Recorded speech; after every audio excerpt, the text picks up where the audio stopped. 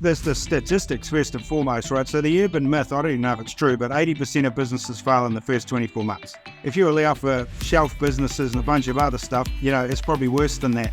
And what they generally go out of business is because of lack of cash flow, or they underestimate the cash needs of the business. Very common. Gyms actually publishes its statistics on this, and the last one I saw was a 92% success rate. That means the people who are attending training are still in business in 24 months. We're basically ensuring the success. We have pay-for-work guarantee for those that need it to support them, but really the marketing engine and also the other franchisees around them are all being successful for reasons that they'll share and help you with, so the risk factor is very low. So today we're joined by Robert Young, and now Robert, you hold multiple different positions with our Gyms Group New Zealand family. You've been really driving growth and building New Zealand beyond just the mowing, but always been out for a long time. It's like a Handyman, building maintenance and fencing. So Robert, do you want to introduce a bit about yourself and your background to before you were with Jim? Okay, thank you, Joel. So I was involved in a large flooring retailer which had many franchises, and that was based on a percentage base of revenue.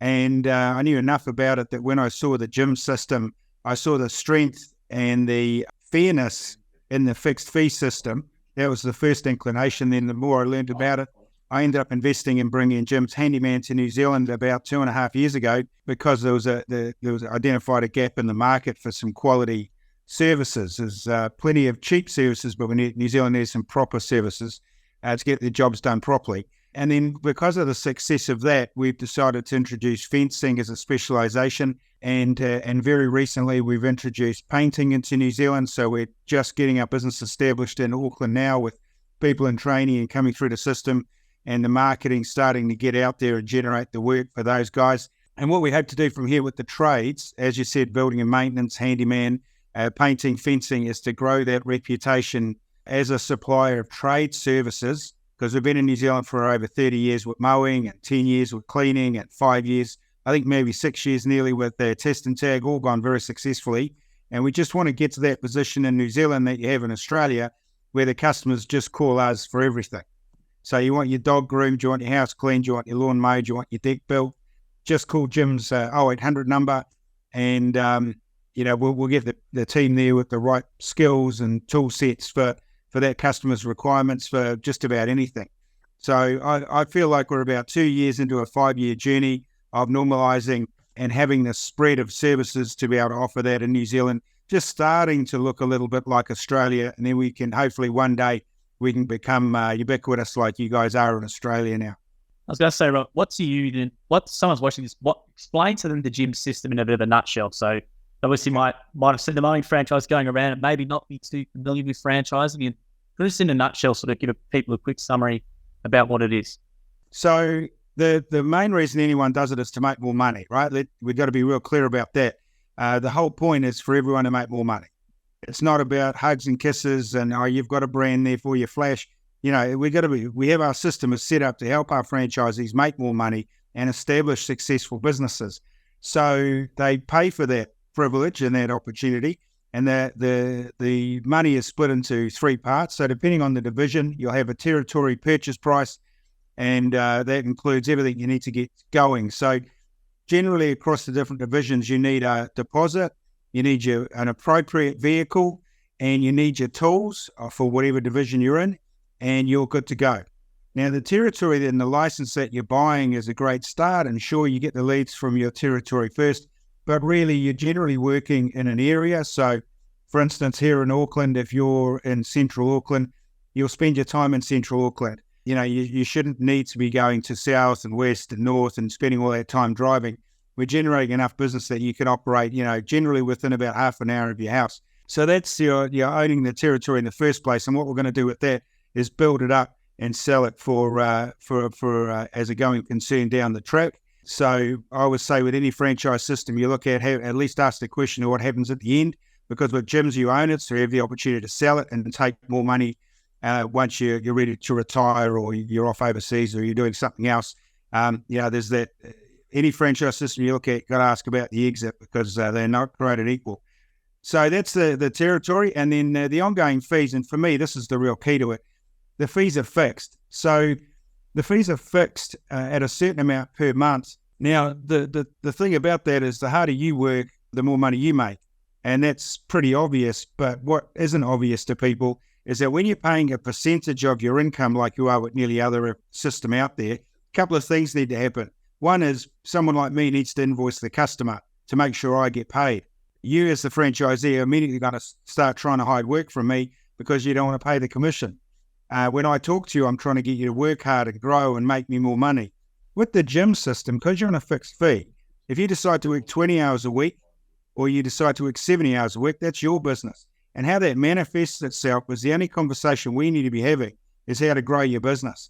And you grow your business along the lines of what you want, because I don't have a financial interest on you growing or not growing, because sometimes in these businesses, the lifestyle, you can make more money by adding more people to your team, but your hassle factor goes up.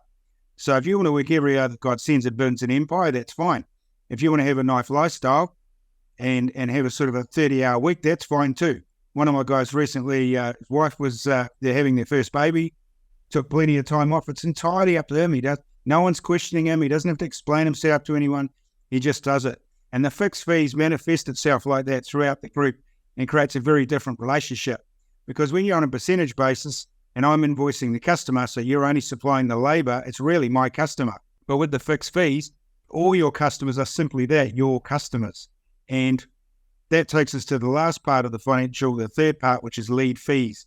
So every time we generate a brand new customer the first time only, that's your customer now. So when they ring up in 3 years and they say, I can't remember the guy's name, but I remember he was at Jim's Handyman, we can see, oh, you're Joel's customer. We can see that here. That's him. Can you send him back? You don't pay again. You already paid for that one customer that first time. And even what we find often happens is property management companies like, say, a Barfoot and Thompson office in Central Auckland. Once they're your customer, they can all ring up as much as they like and explain all the jobs they need doing, or via the email and the online systems. You don't pay again. And any customers that you generate and or any existing customers you might have coming into the franchise, you don't pay for them. It's only the brand new customers the first time only. So in most businesses, when you pay your marketing, you know this better than anyone, you throw it at a wall and you get what you get. At gyms, you only pay when you get something. So even if you're a terrible salesperson, and you only close half your quotes, in Handyman, for example, a brand new customer the first time is $35 for a big job and $15 for a small. So if you're only closing half your quotes, you're paying $70 for a job.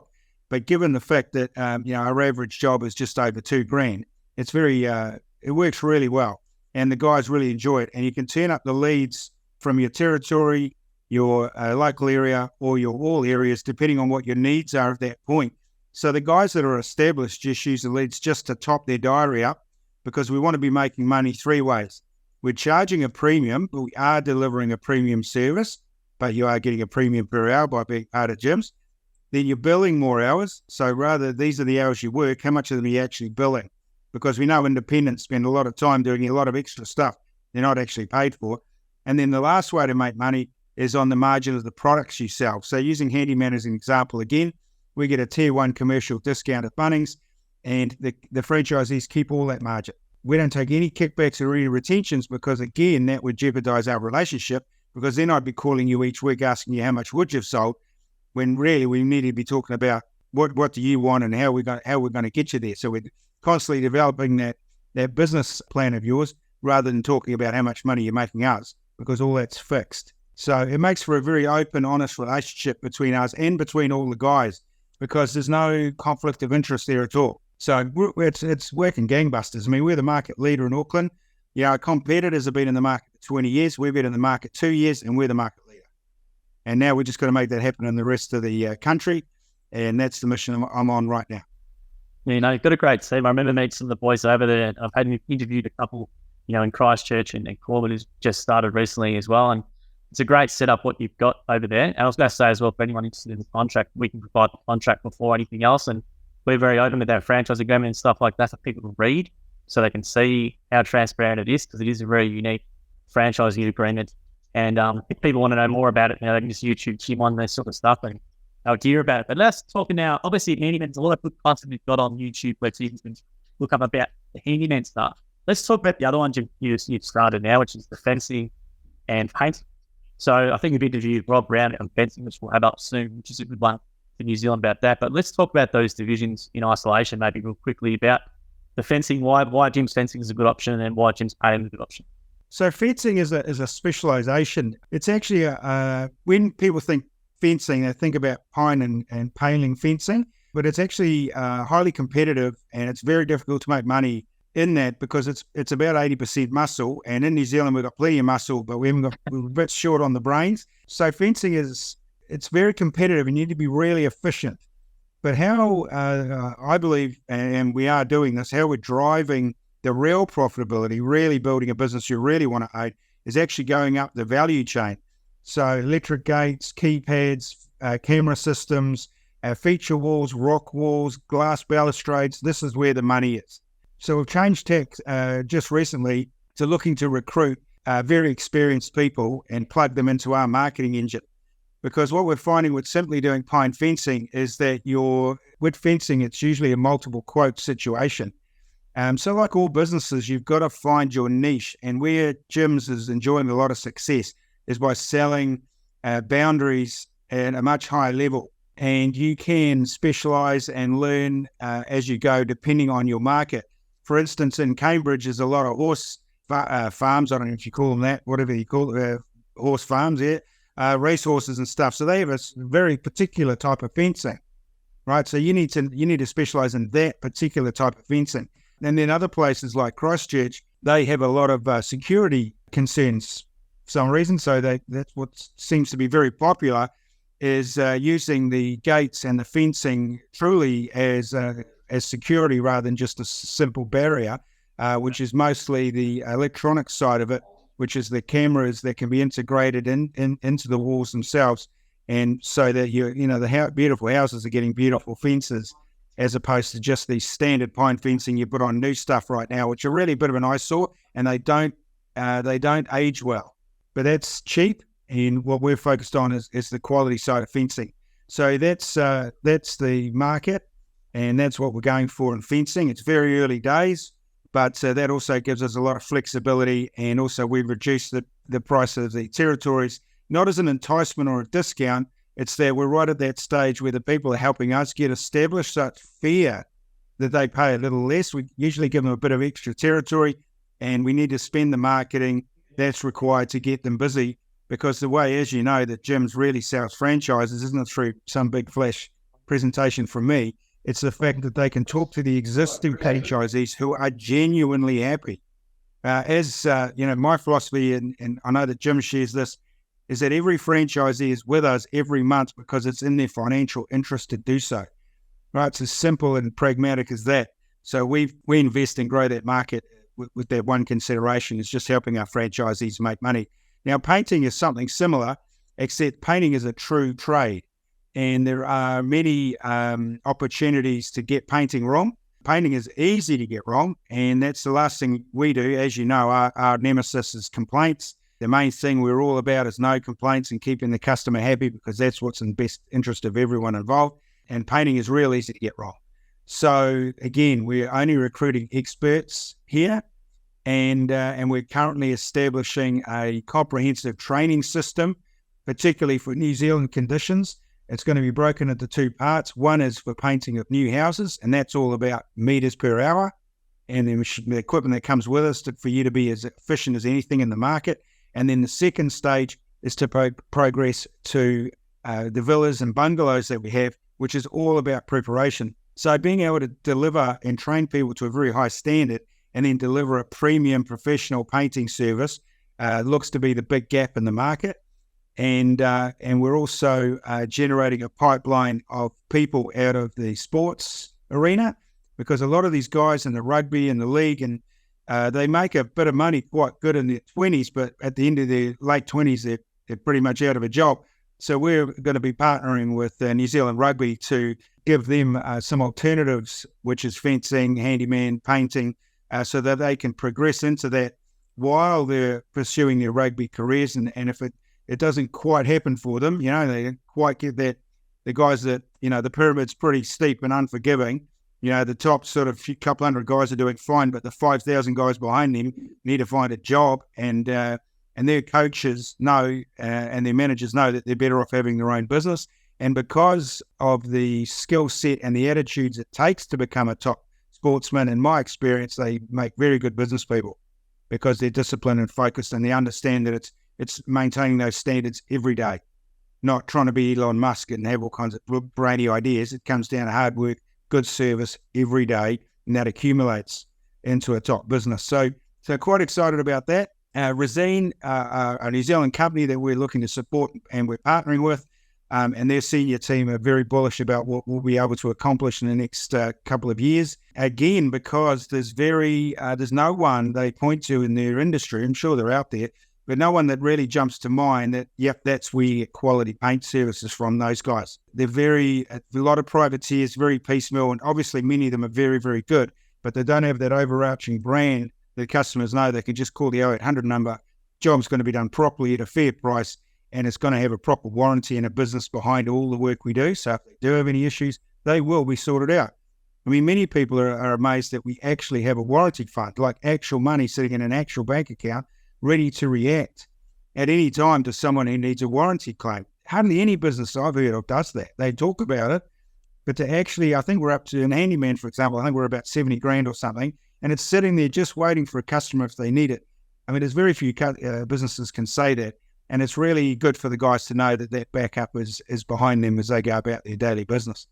Yeah, the warranty fund is a really unique feature to gyms, and over the years it's been really, really handy. What it's designed for is obviously the workmanship guarantee of gyms, but it's practically in the leagues, for example, and if an issue with the dock 10 years down the track or whatever, and it's proven where it's fault, the gym will cover it. That's happened a lot, and a good example was over in Australia, where I think one time there was 140 grand fence or something that had to be done, and the branch was logged on, and the customer was able to get sorted out, and no other business or no other franchise definitely has that at all. So that's a really good point you mentioned there as well. Actually, let's talk real quickly about the New Zealand rugby thing. So how did you do that, and what sort of how did that going to work? Or look, networking. I just came, as you do these networking things, I came across someone who's a 30-year veteran in the painting industry, but is also on the board of New Zealand Rugby, and they've actually been trying to establish this system for a long time, and where it keeps falling down is not having the franchise system in place. So the guys do the training, but there's no way of ensuring the managing the quality of service they give, making sure they got enough work, giving them a recognized brand without having to start a brand from scratch. And you know how difficult it is to get cut through. So they've kept failing in this. And then I was talking to him at a networking event, and it was literally a case of, geez, this is exactly what we've been looking for, because all the weaknesses they have are our strengths and vice versa. So very complementary. And it's early doors, it's not in place as yet, but it's quite an exciting opportunity. And it won't be the only way we build painters in a team. It will just be one of the ways. Because as long as you can provide a quality service, we don't really care if you can play rugby or not. I was going to say as well, with where we run ads online, this is quite common in Australia as well, as it is in New Zealand. You see a lot of comments and things say, keep all the money for yourself. Don't give Uncle Jimmy, this amount of money, blah, blah, blah, blah, blah. I'm going to just outline the whole thing about independent route and the realities of maybe going independent route compared to doing a franchise. Not even though it's a gym's franchise we're talking about here, but just the franchise in general compared to just the independent route. Because I don't think a lot of people understand just how hard it is to get that independent business going. It's not as easy as simply chucking a few letterbox, buys in a neighbour, and all of a sudden you're going to have a big business, is what people online sometimes say about as against the franchise. Maybe I'd outline those two parts of those differences there. So, there's the statistics first and foremost, right? So the urban myth, I don't even know if it's true, but 80% of businesses fail in the first 24 months. Right now, if you allow for shelf businesses and a bunch of other stuff, it's probably worse than that. And what they generally go out of business is because of lack of cash flow, or they underestimate the cash needs of the business. Very common. Gyms actually publishes its statistics on this, and the last one I saw was a 92% success rate. That means the people who are attending training are still in business in 24 months. Now, that's not surprising to me. If you look at 1 in 10 people who aren't there, I would say at least half of them are due to sickness or unseen circumstances. And then the 0.5% that don't make it, I think they've got to look at themselves. Now, if we've got 9 succeeding, it's probably them. And I've had a couple of failures myself, but that's in both cases, is that I was too generous in my opinion of them and thought they could do it. But some people genuinely should have jobs. They shouldn't have franchises. But if you are the sort of person who should have his own business, we basically, I mean, if you look at 92, where's the risk? We're basically ensuring the success. We have pay for work guarantee for those that need it to support them, but really the marketing engine and also the other franchisees around them are all being successful for reasons that they'll share and help you with. So the risk factor is very low. And to put that into context, I always say that if you can start your own business and call it Joel Handyman or Joel Painting or something, if you can survive the first 2 to 3 years, you'll basically get to where you are with Jim's day one. So if you work for your business, if you survive for 3 years, your phone will be probably ringing regularly with new work. People, at least in your vicinity, will know who you are. So you'll have some sort of brand cut through and recognition, and you've probably established your team and your systems. And by then, we get all that the first day with Jim's. So you're immediately jumping 2 or 3 years ahead of your resolution anyway. And in business, you need every advantage you can get your hands on because it's very competitive out there. So very, very low risk and just truckloads of help. It's very lonely. I know having your own business by yourself, it can be very lonely. And even the meetings we have every 6 weeks where the guys all get together, you know, the war stories they share, the problems they face, and here's the solution. You know, you cannot underestimate the benefit of that. And also the lead fees. So I always use the example of retailer. If I'm a retailer and I can turn my leads up and down depending on how many people I need to walk in the front door today to make my targets, man, that's a huge luxury, a huge luxury. And then when you got 10 customers in the waiting at your till, you can turn your leads off because you don't need any more people to walk in. And a retailer would take your arm off for that system, to have that system available. And we have that, along with the flexibility of no premises. Yeah, we all get in vehicles, we go somewhere, we give a service. It doesn't matter if we're grooming your dog, cleaning your house, or building your deck. We're mobile and we're out in the market itself. In business, I don't know really. I'd much rather do that than be stuck in one place. You mentioned something in there which people might not know is about the pay for work guarantee. Can you just explain what it is, how it functions, and why it's a really hard on the franchise? Use that extra level of security for someone making across the. Well, it's even more than that. Pay for work guarantee. It's one of the things in gyms that makes it quite unique. So fixed fees. The fact that you can give 2 weeks written notice and just walk away, that's your nuclear option, it's your worst option, but you can just walk away. The pay for work guarantee, in the training, as long as you're doing the right things, which is out there promoting your business, giving away free quote, maybe even doing some free work in your community, then we will pay your pay for work guarantee.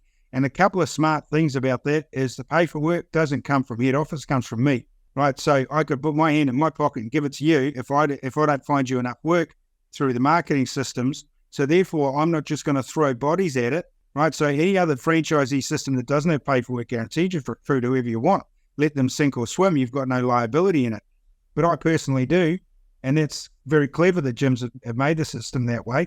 And the pay for work guarantee, at a minimum, covers your fees, gives you a little bit of spending money. But really, I think for me, it keeps me on my toes and makes sure that, you get what you've been promised, which is, we've got to fill that diary out. The other thing with pay for work guarantee is even what you need to do to qualify for it are exactly the things you should be doing anyway, right? You should be going out, giving out business cards, go out, giving out free quotes. Gyms never ask you to do anything unnatural. And this comes back to one of the big things that I really like along with the fixed fees is that Jim started the business and he still runs it. We're not run by investors. We're not run by accountants, right? Because we've seen it in our own market. Franchisee systems are bought out by investors and all of a sudden they're squeezing all the franchises for every dollar they've got.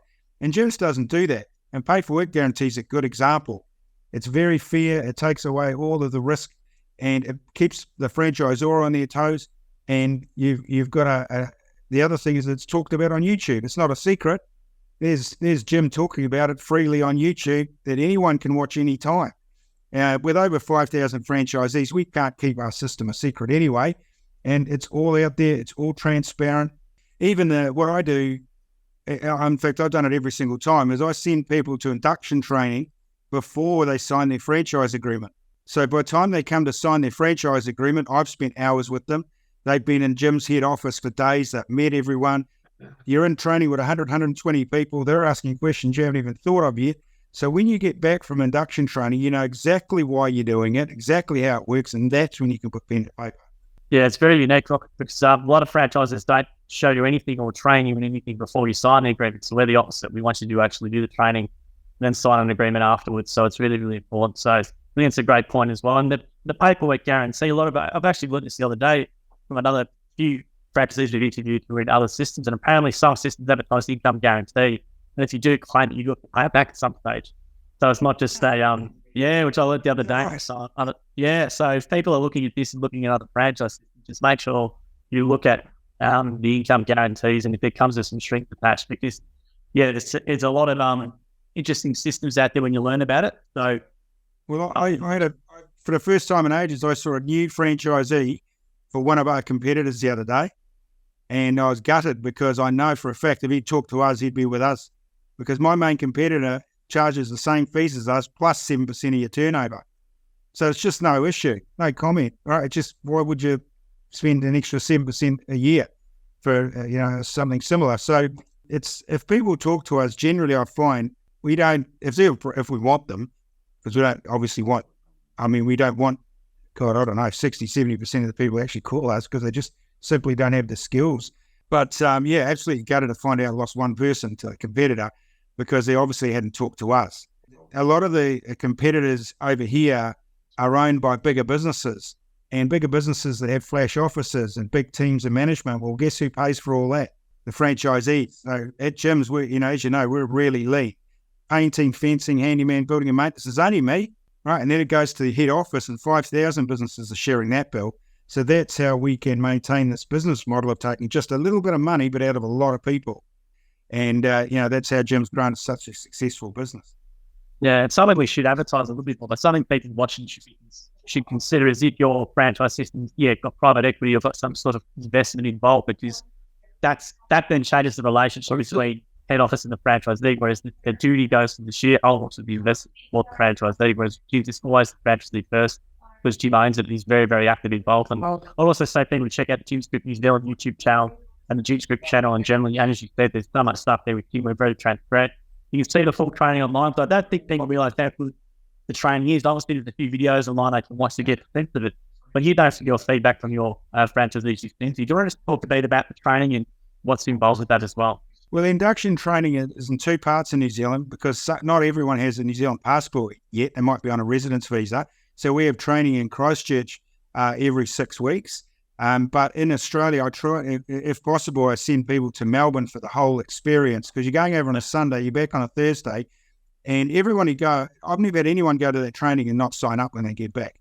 It's very high quality training. You get to see the call centre, you get to meet everyone, and yet the people doing the training have all been there, done that as well. This is an example of not suffering from investors and that type of corporate structure, because then you're getting professional trainers and people who are sort of managers professionally. Everyone that trains our people have actually done it in the trenches, right? And I say this all the time. We get to certain conversations with prospects. I'm like, no, you need to talk to the existing guys, because I'm not actually out there doing it, right? I'm just the office boy. So there's no point asking me about that. Let's get you to talk to the existing guys. And the existing guys are the key, but the induction training is the first introduction to Jim's internal services, and it being very high quality with the greater thing, even the phone, but the quality of training particularly. Everyone comes back fizzed up, and it's really quite an experience. And, if at all possible, I send everyone to Melbourne.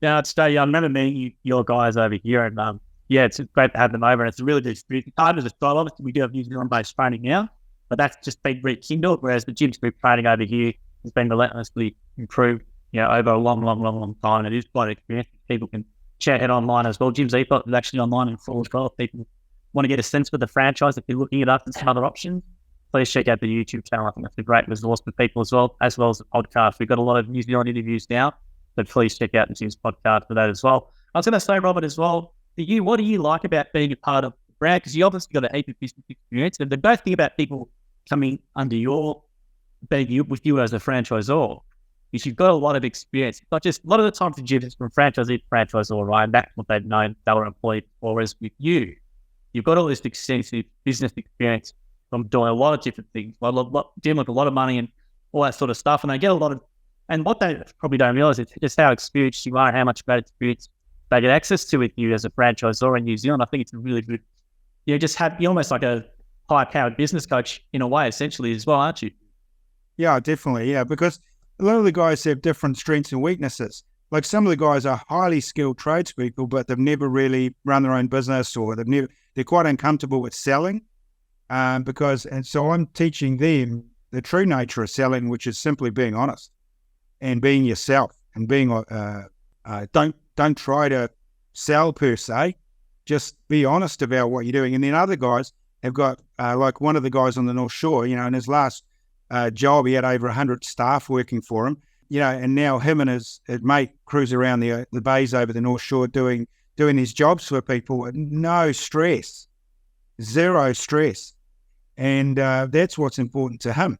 And then I've got other people who are interested in building empires, like one of my guys in South Auckland, for instance, has several employees and a factory he's set up, and he's got every tool under the sun, and he's paid off a fleet of vehicles. He's only been with us a couple of years, and he's got this empire going on. So it really comes down to the individual and what they truly want. And, as we say, it's actually quite easy to get what you want in life, but man, really deciding what it is really very difficult.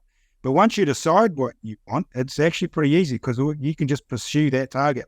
And that's the main thing I try to show the guys, is to give them that clarity of thought of what they really want. Because once you've got that, you can become quite powerful, and you don't waste your time on stuff that don't add up to what you truly want. And I've done it myself. Most of the business experience that's really stuck with me has been gained out of the losses, not necessarily the wins, where things have gone wrong, and there's been a few of those. But from someone like my point of view, this is a fantastic business, because you've got no staff.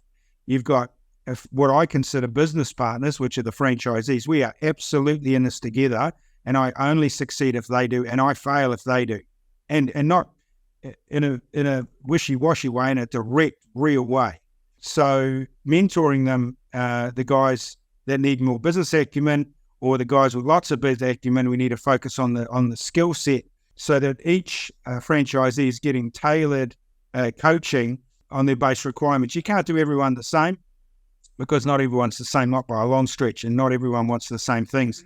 So I get a lot of, I can grow nationally. We've got no stock, no staff, no premises, and I'm actually directly, genuinely improving people's lives. So what more do you want? Really, it's a great business. I've had hundreds of staff I've had to hire and fire. I don't miss it one bit. I was going to say that the great thing as well, with what people listening to this investigating us, I really encourage them to get a list of your franchisees and call them as well, because we've got the videos they see on the YouTube channel of guys that are in your business, like Leroy and those sort of fellas, and they've got really great businesses. And I just think, if they can just speak to them as well as you, I think it's going to be something where you're going to get all their questions answered. And just to make it clear to people, if they are interested, they can come out for an observation day, or what's the process for them if they are interested and want to learn more? What do they do? Well, generally how it works is, first thing is for me and them to have a conversation. And what I look to qualify is, can they do it? Do they have the right attitude? But also, is it the right thing for them? Because, that's the first thing. Just qualify, why. I always ask them what their experience is. And the second question is, what are you actually looking to achieve? So once we have that good chat, the next thing is to have a meeting. And this usually takes an hour. We go into the detail. We learn more about them. And then that's it, right? From there, we go straight into meeting the existing guys. Because as you know, gyms isn't about me doing a big flash sales presentation. It's that they can talk to the existing franchisees, and the existing franchisees are genuinely happy, genuinely being successful. So then we send them on a trial day. So encourage them to go and spend a full day with the guys. And usually we do a bit of a deal, because the existing franchisees, we don't pay them or incentivize them in any way to do it. They do it out of the goodness of their good hearts. You go and spend a day with one of them, and the idea is you lend your labor to them for free, and they'll share their wisdom with you for free. And the double benefit of that, of course, is we can see that these people, can actually handle a hammer, so to speak, or a paintbrush. And of course, like any experienced trader, you can tell if someone knows what they're doing or not. So it's a mutual interview, if you like, throughout that day. And you can ask the franchisees anything. They'll tell you exactly what they think, because if you come on board, we all get to know each other anyway, so no one's going to be BSing anyone. They'll tell you exactly how it is. And then once you've done that trial day, then we can book you in for the training. You come back from the training, you really understand what you're doing, you fully understand why you're doing it. Then you can sign your franchise agreement. And then we have a commencement date. And on that date, I'll have you in uniform. Your vehicle will be signed, written. You'll know how to use your software. Your email will be live. And we're going to start sending you people that you need quotes. The process is as simple as that. And what I find is those people that are a really good fit, they just cruise through the whole thing. As soon as you get people doing funny things or not getting back to me, there's some reason they're not going to do it. And it is scary getting your own business. I mean, it is people like the idea of it, the upside, but they're real scared of the downside. Well, we can say, and we know that Jim's pretty much negates that risk, but they need to believe it. And they can only believe it by getting information, by seeing people do it on the ground. That's how they come to understand it. And we've got some very high quality people coming on board now. Since you're over less, we've got another 5 or 6 qualified builders. The painting guys we're taking on are very experienced and really know what they're doing straight off the bat.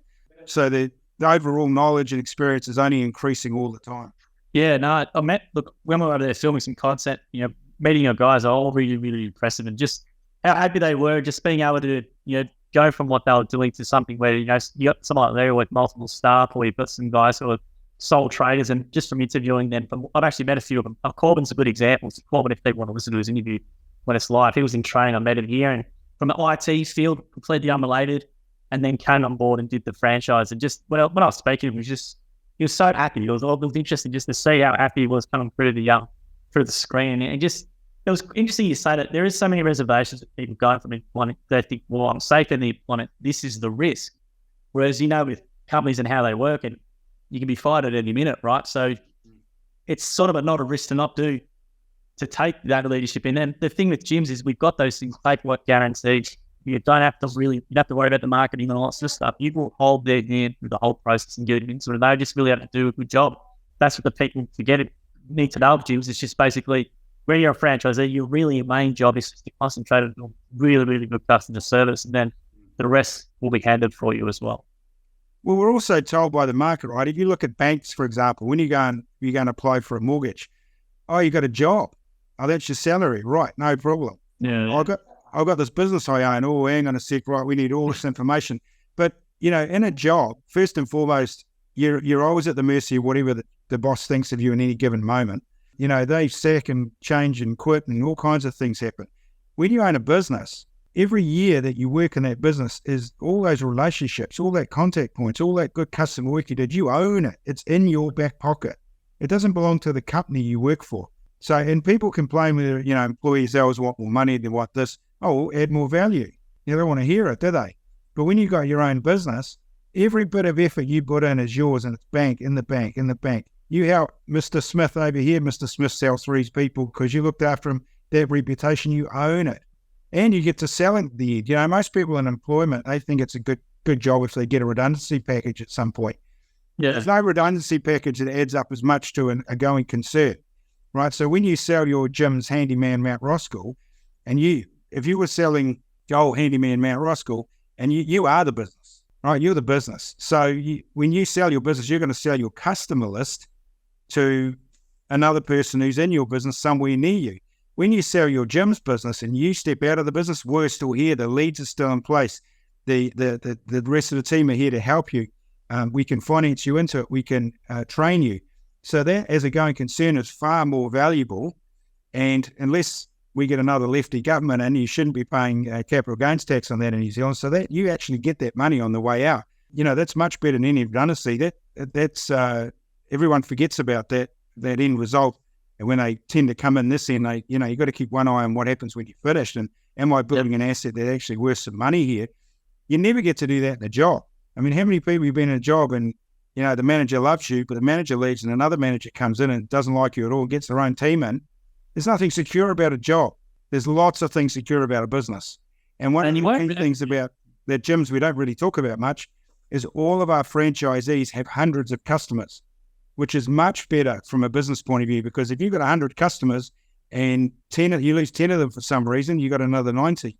If you've got 5 or 6 customers, you can't afford to lose any of them. Now, when you got a job, you got 5 or 6 managers, and their opinion is the only reason you still got a job. So, yeah, it's heaps less risky having your own business. It's heaps better. I mean, I had a 20-year corporate career before 2006 when I got my first working for myself, and I've been doing that since. And you ask anyone who's owned their own business, you can't go back to a job. But heaps of people with a job would love to transition owning a business. But once you own your own business, having a job, no chance. Do me a favor, couldn't do it.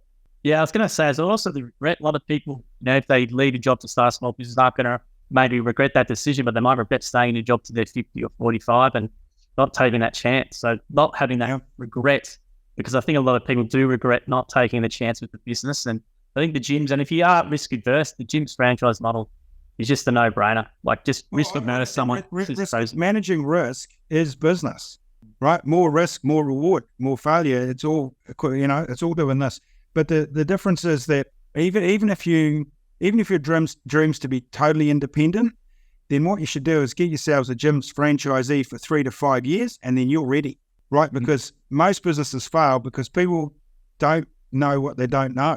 So come and do a gym's business. So for instance, you come into Handyman, you pay 40 grand in New Zealand for a Handyman territory. You run that for 5 years, and don't forget, our guys make proper money, right? They make at least middle to senior management money. And then after that 5 years, you are absolutely prepped and ready to have your own independent business, if that's what you really want. Very few people do it though, because an independent business isn't really as flash as it sounds. And the cost of being part of gyms once you've matured, right? So you've paid off your territory, you've got all your existing customers, like I've got a bunch of guys like this already. So all you need each month is you just take a few leads just to top yourself up. So all you've got is the fees. Now the fees actually after tax, deductibility and so on, is only 7 or 8 grand a year, and you make that up on the discounts we get you from suppliers. So it costs you nothing to be part of gyms. You got all the systems and all the brand recognition and everything else that goes with it. My support, the meetings, everything that goes with it. It literally costs you nothing. Once you've paid off your territory and you've established your customer base, which we've given to you or sold to you more accurately, you're in the pig seat and you're good to go. Why would you leave? Absolutely. Anyway, all my guys make 20 to 30 grand extra GP a year just from the additional discounts of Bunnings. So that's your fees. That's it. Yeah, it's a great offering, Robert. I was going to say as well, the people who are listening to this, I've referenced it a few times, but check out the YouTube channel, New Zealand one, and also the Gyms Group one, because we've got so much content on there, which is a massive point of difference for us. You're looking at other franchises, which you advise you to do, but make sure you check that out before you make any decision. I was going to say, it's not that hard to call you, is it? What's the details? What do they need to do to contact you? Just call 0800 454 654 for everything. Yeah, we answer the phone real quick, right? People think you call 0800 number, it's like calling Telstar or Telstra or something. You're going to be online for 40 minutes, No, the phone, our call centre is awesome. I've run a call centre business in the past. Our call centre is second to none for real. Awesome job those guys do. And so you call up that 0800 number and you explain to them what you're interested in, and they'll put you in touch with the right person. Real simple. They do a great job. Is there anything else? The 0800 number's on every website. You can't miss it. Absolutely. Is there anything you want to say before we end today? Anything you want to finish up on? My summary for today. We're just going to keep doing it, aren't we? This is just another video along the way. What I really want to hear from is people who take a real pride in their work, right? Painting, handyman, building maintenance, particularly. If you're the sort of person who takes real pride in your work, this is the right place for you, right? If you just want to make a quick, fast buck, this is not for you. Yeah. Awesome. We'll leave it on that, Robert. Thank you very much for your time today, mate. We appreciate it. Thank you, Joel. I always appreciate it. Thank you for listening to the episode of the Gyms podcast. If you want to learn more about the Gyms Group, head to gyms.net or call us on 131 546 Australia or 0800 454 654 New Zealand. And if you did like the episode as well, please make sure you leave a review or a comment or a thumbs up or a comment on the video as well. We appreciate your support. And until next episode, we hope you have a great week.